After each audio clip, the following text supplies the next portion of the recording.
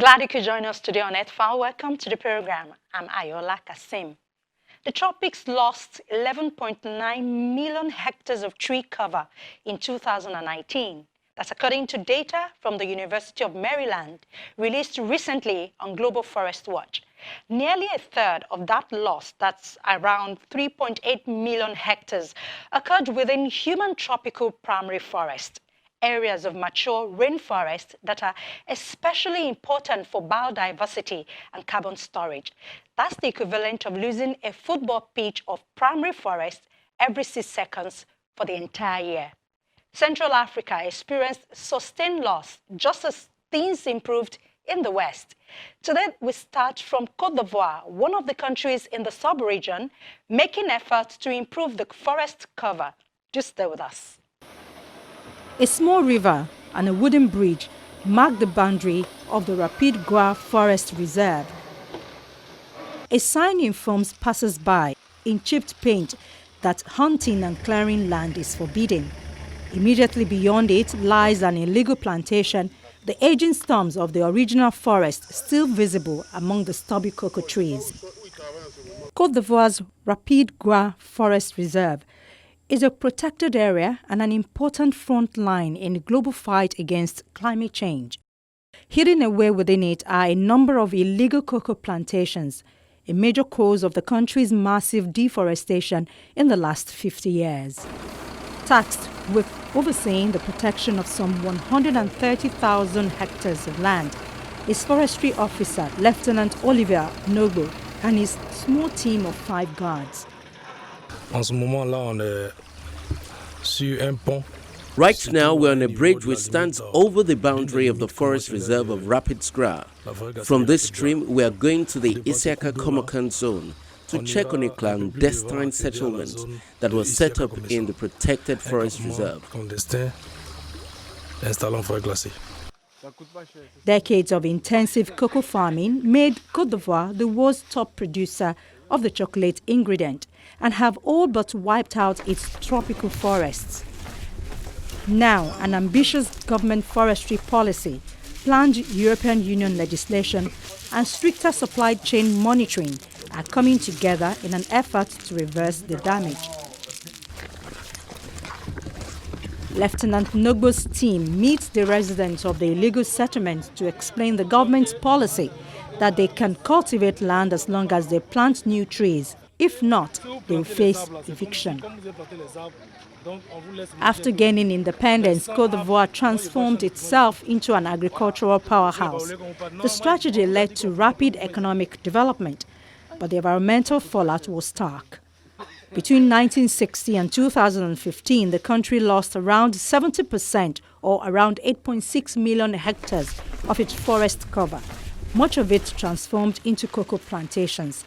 The country's new forestry policy is trying to reverse that, focusing on taking back control of government-managed parks and forest reserves. Graphics and satellite maps shared by Mighty Earth, a global environment protection campaign group, reveals the stark loss in Cote d'Ivoire's forests since 1990. Amola Tori is a campaigner and researcher at Mighty Earth. The map we have here is a live map which shows the most active areas in terms of deforestation. And when we say the most active areas, it shows where the deforestation is the most intense. The darker the color in red, the greater the level of deforestation.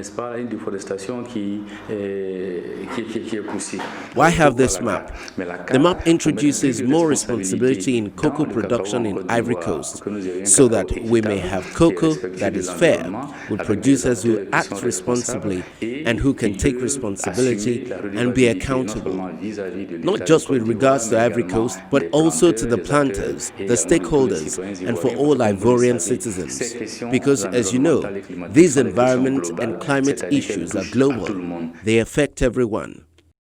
He says the group launched the interactive map in January 2020. The cocoa availability map is designed to trace cocoa production and transport in Cote d'Ivoire and monitor forest loss. Data is updated every 2 weeks, which allows for very close monitoring of activity in the forest. Mighty Earth says the data from the map provides crucial production and tracking information that can help the government eradicate forest loss. The cocoa industry and the government promised to develop a joint monitoring mechanism to make good on their 2017 Cocoa and Forest Initiative to end deforestation. But Mighty Earth says progress is very slow. We need to act. It's an emergency state, because if we don't act quickly, we'll risk losing the entirety of our forests. Already 90% of our primary forests in Ivory Coast have been lost between 1960, when we gained independence, until 2000. So that's in the space of half a century. Today we talk of 2 million hectares of forest that remain. Others say up to 3 million hectares. But the most important thing is that we have lost an enormous amount of our forests. What must we do? We must wake up and stop deforestation. After that, we must make reparations. Everyone is affected. Unfortunately, our feeling is that not every effort is being made. The Cote d'Ivoire's Water and Forestry Minister said the government is committed to regaining its forests and stopping cocoa from being produced in protected zones.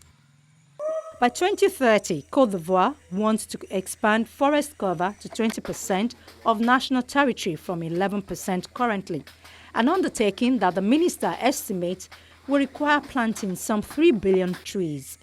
The initiative is part of a framework agreement between Cote d'Ivoire, neighboring Ghana, and around 30 cocoa and chocolate companies aimed at halting deforestation in the cocoa value chain that was agreed at the COP23 in Bonn in 2017.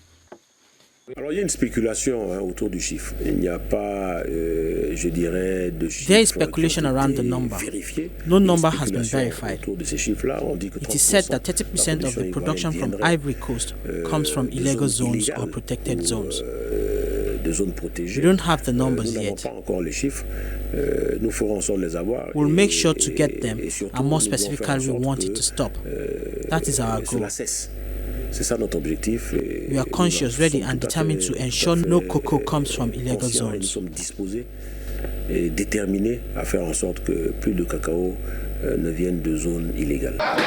The EU, which imports around 70% of Cote d'Ivoire's cocoa output, has also taken steps to clean up the sector under the EU's Green Deal, a huge environmental initiative that is expected to become law this year.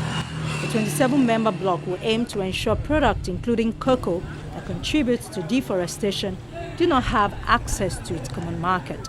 And it will introduce mandatory due diligence obligations for companies. But the fight to save Cote d'Ivoire's forests has its own fallout, as Alexis Kwasi learned firsthand. C'est que les gens font dans les films de guerre là, c'est ce qu'ils sont venus faire dans le village. What you see in war movies, that is what they did here when they came to the village. There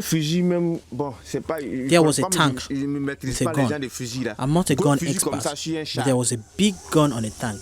They started shooting and the whole village fled. Once the villagers had fled, they set it on fire. They set the whole village on fire. And the next morning at 5 a.m., they sent bulldozers and destroyed the whole village.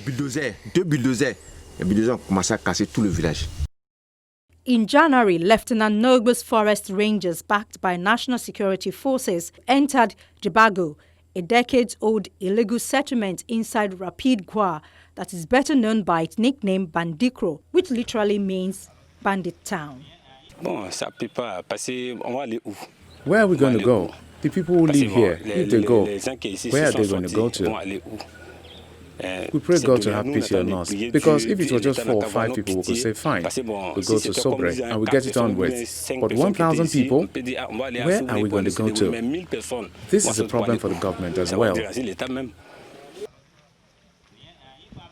In March 2020, the village, formerly home to some 10,000 people, was nothing more than a kilometer-long pile of rubble. Under Cote d'Ivoire's forest strategy, many illegal farmers can remain on their land, at least temporarily, on the condition that they plant trees that will re-establish the forest canopy. They are not allowed to plant new cocoa trees, and by the time their plantations die out naturally, usually after 15 or 20 years, they are meant to have established other income. Bandikro residents admitted they had refused the government's requirement that they plant 100 tree seedlings per hectare on their plantations. Lieutenant Nogbo recognizes his task is gargantuan. Without more support, it will be impossible.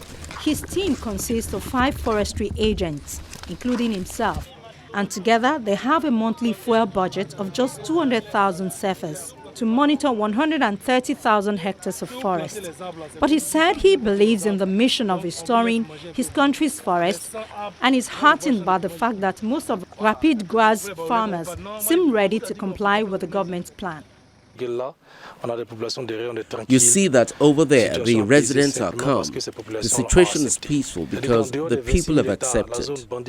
Outside of the 26,000 hectares, the zone of Bandikro, Yaodankro, and Hippo Ndrikro, they are ready now because they have all understood that they can benefit from these cocoa trees. If they accept, then we can benefit from their cocoa trees until they die. It's a good deal. West Africa experienced promising downward trends in primary forest loss after a large increase in loss last year. Ghana and Cote d'Ivoire both reduced primary forest loss by over 50% in 2019 compared to the previous year. A number of positive initiatives could be responsible, including RED Plus programs and pledges by both countries and major cocoa and chocolate companies to end deforestation. A one-year drop is encouraging, but time will tell if these efforts make an enduring impact. Meanwhile, new hotspots identify areas of primary forest loss that were only identified in the most recent year of data. These appear in most countries, often in previously relatively undisturbed areas. One of such hotspots appeared in Nigeria in 2018, intersecting with Cross River National Park and the country's only intact forest landscape. The park is home to rare and endangered species like forest elephants, pangolins, and 18 primate species, including the critically endangered Cross River gorilla. New hotspots like this often represent the frontiers of primary forest loss, where human development is expanding. In Nigeria, a 6-lane, 260-kilometer highway proposed in 2015 was initially slated to run directly through Cross River National Park.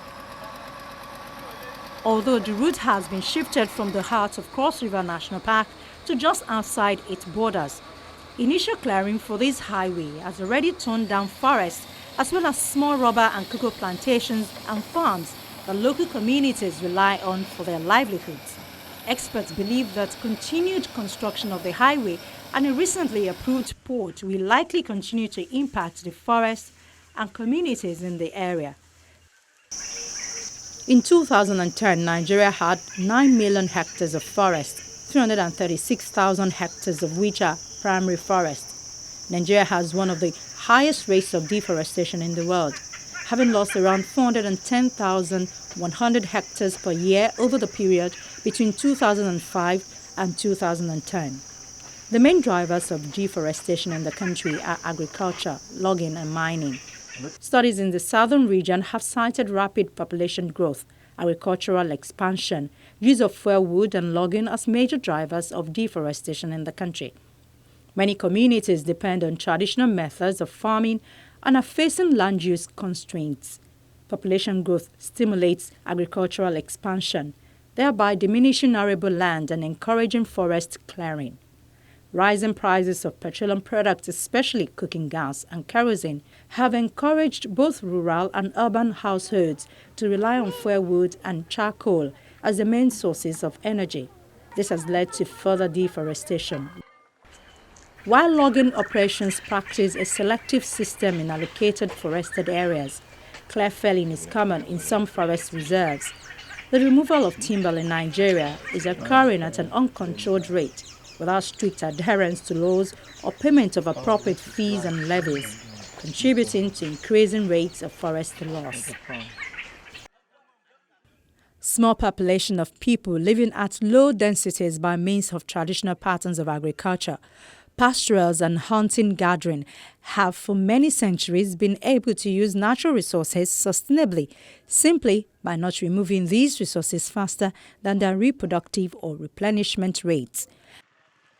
However, Nigeria's large population is characterized by high percentages of illiteracy, unemployment and poverty, which act as powerful drivers of increasingly severe demands on the remaining biodiversity in the country.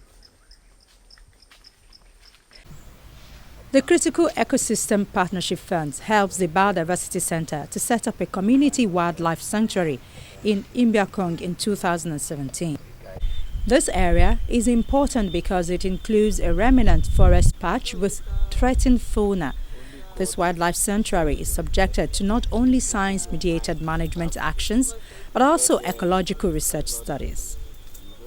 This is Imbiakong Ruan Community Forest, and an area that is very unique because if we move down a little bit here, there is a natural crater, very deep, almost like an amphitheater. You will see up at the bottom from a distance, you see the edges all round as if it's a a geographical phenomenon. And this is where we have the highest concentration, the highest population of tortoises during our survey. From Cross River, the Guinean forest hotspot, this is the highest concentration. I told the people were keeping tortoises in their houses. All the community functions we used to have, we see tortoises, even when they're performing, tortoises are crawling all over. We have other mammals, like the Sitatunga. This is the Sitatunga. It's a big antelope that lives in the swamp forest. The animal is there, and then the tortoise. Then the hooded vulture. I don't know whether it's because of the trees, but for some reason, hooded vultures have become critically endangered in Nigeria. But we were happy to find them nesting in the swamps here. Expert evaluation have shown that there are approximately 350 species of tortoises in the world. 3 out of these are in Nigeria, and they have been identified as being critically endangered. To save the situation, Dr. Enyang asked that all hands should be on deck to ensure the survival of the animals in Akwa Ibom State and indeed Nigeria. Conservation is a new development in this environment, and with the level of poverty, financial poverty, land hunger, poverty, in even conservation awareness makes it almost a brick wall for us. Today, the communities where the Biodiversity Protection Center works are asking for more to sustain their little efforts. You saw some places that were cleared and then crops and protect pumpkin and other things planted. So they were saying what would be their decision if they leave the whole for the government. What would be their benefit, because they reap some benefits from what they are planting. So this type of question was for you people to answer, because I would not be able to tell them. If I tell them anything, it may not be the truth that I'm impacting on them. The issue of loss of access cannot go without compensation, because yes, for the ownership to change hands, you have to reach that understanding with the community that they are not working in a vacuum, and that you're not just taking their property. Land belongs to government, but here government has not done like a C of O, handing over this land to the project. That's number one. Then number two, the community are ceding the land in trust that they will be adequately compensated. So we have, with the chief, we have been trying as much as possible to enlighten the people that Rome was not built in a day just for the coming of the SGP. This wildlife viewing center was established in order to sensitize the community effectively. The increased pressure to find suitable land for crop cultivation has also resulted in the clearance of the forest edge for fertile land to cultivate their crops. So my message has been, over the years, I've been in conservation more than 20 years now, I have been crying, pleading, since I moved from Calabar, Cross River State, I moved my conservation program to Akwa Ibom State. I've been crying, I've never stopped crying. Anytime I have opportunity to tell government, I've been recommending that we must establish a conservation area. That's a protected landscape. Maybe a wildlife sanctuary, a heritage site, a biosphere reserve, or a national park. I weep in my spirit because what is on paper is almost gone. The species are almost gone. While the felling of trees was supposed to cease in the community forest, it is unfortunate that it has resumed a few years back, and in some fragments this activity continues unabated, claiming more of the habitat which is so essential for the primate species and all other local wildlife species. Wildlife experts say rural communities that are the long-standing custodians of the natural forest estates, especially in West and Central Africa, are fast losing their valuable resource base. Clear felling and bush burning of large forest tracts for farming and logging has caused devastating effects on the forest resources, rural livelihood needs and biodiversity. Clear-felled and burnt sites, especially farmlands, are exposed to devastating consequences of erosion and desertification. All these have resulted in loss of endemic flora and fauna, silting of rich, clean forest streams and rivers, loss of valuable medicinal plants and natural food sources. This situation has created hardship for the ever-increasing rural populations, whose lives depend solely on their forests. Pressure is now forced on protected areas like national parks and game reserves. Nigeria has already lost approximately 90% of its forest, and according to the Food and Agriculture Organization, the country has the highest primary forest deforestation rate anywhere in the world, approaching 20% per year between 2005 and 2010. Over half of the country's remaining forest is located in Cross River State. Cross River National Park, the urban division, includes 3,000 square kilometers of forest and is the heart of the answer to long-term endangered species survival in the region. Biodiversity loss is a problem in many other countries in the world, and most particularly developing countries where poverty is still pervasive. Nigeria is the most populous African country and has one of the highest growth rates in the world.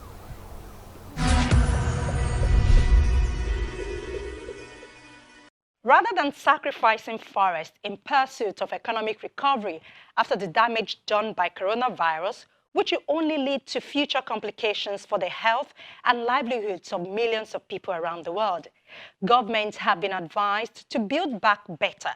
Investing in the restoration and sound stewardship of forests will create jobs, contribute to more sustainable economies, and protect the forest ecosystems the world needs. That's our program for the week. Thank you for staying with us. I'm Ayola Kasim, asking you to join us next week for another episode of the program. In the meantime, our inbox Earthfile at channelstv.com is available for your comments and your questions. And we will see you next week.